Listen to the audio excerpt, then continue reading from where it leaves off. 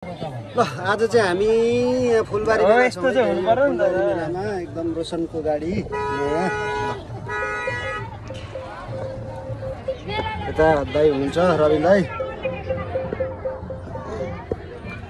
यो फुलबारी मेला चाहिँ हामीले सुन्नु चाहिँ पहिल्यैदेखि सुनेको, तर यसरी आउने अवसर पाइएको थिएन। आज अवसर पाइयो। हेर्नुहोस् ल, एकदम मजाको छ यो फुलबारी मेला। यो चाहिँ टिकाको पूर्णेको दिन लाग्ने, आज पूर्णे हो र एकदम यो लागेको छ चारपानेदेखि दक्षिण। अब यहाँबाट हामी घुम्दै घुम्दै उता गोलदापतिर निक्लिँदै उताबाट फर्किन्छौँ। लामो भयो नि? लामो भयो अलिक